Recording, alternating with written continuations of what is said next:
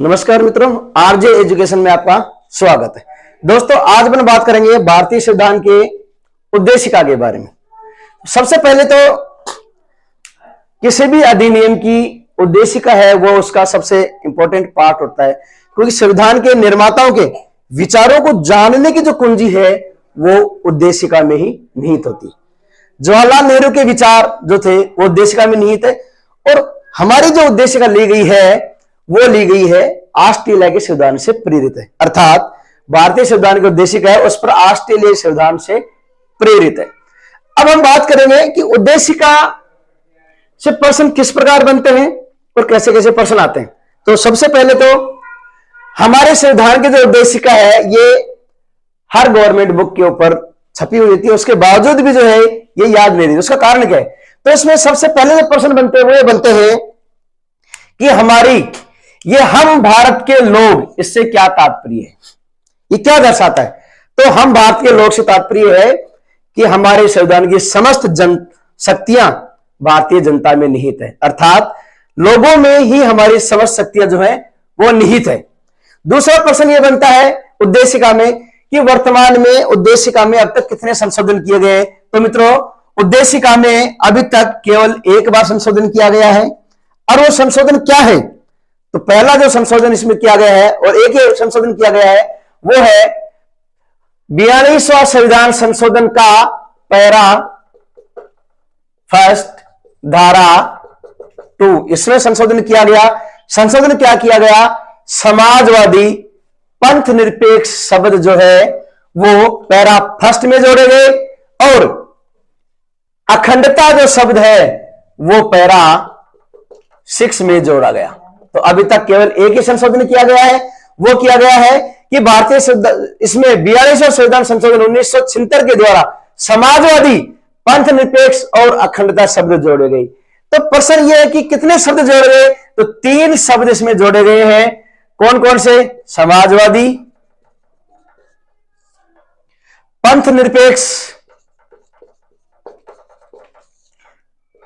और तीसरा शब्द जोड़ा गया, वो जोड़ा गया था अखंडता। अभी तक 3 शब्द ही जोड़े गए हैं।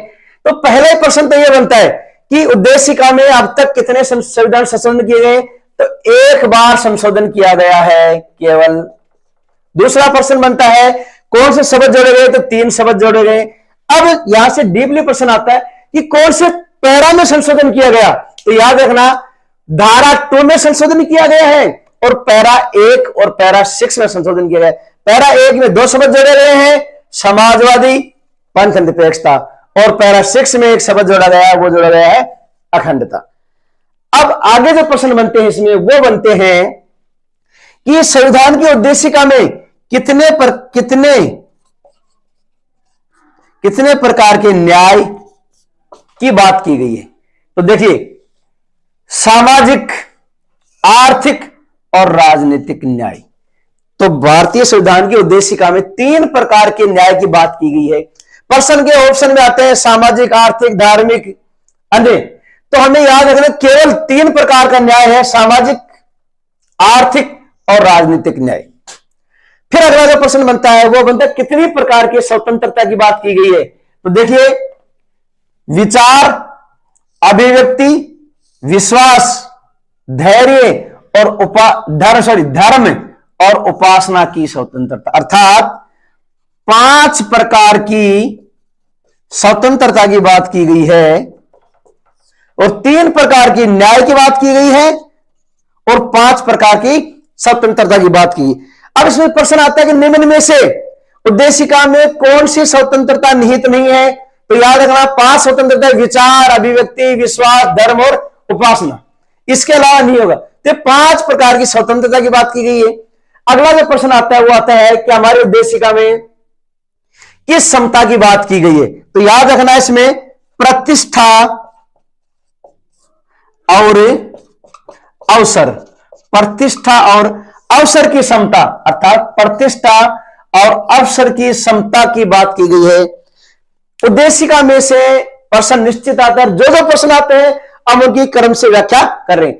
तो प्रतिष्ठा और अवसर की समता की बात इसमें की गई है। अखंडता शब्द है, ये पैरा 6 में जोड़ा गया है।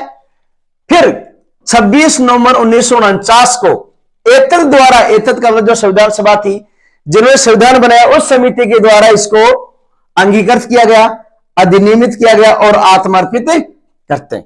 यह हमारा उद्देश्य है। अब इसमें क्या क्या हुआ, अब बात करेंगे हम 1960 की। 1960 में बेरोबारी मामले में उच्चतम न्यायालय ने उद्देशिका को संविधान का अंग नहीं माना था, यह विवाद हुआ।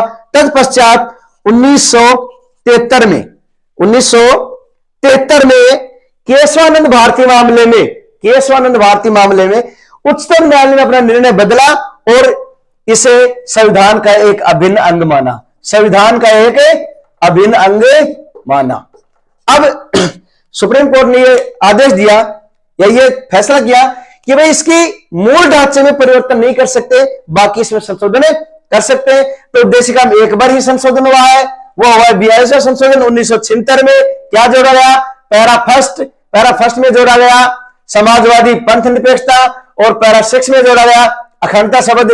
धारा 2 में इसमें संशोधन किया गया। तो ये थे अपनी उद्देशिका क्लास। नेक्स्ट क्लास में बात करेंगे भारतीय संविधान की प्रमुख विशेषताएं। धन्यवाद दोस्तों।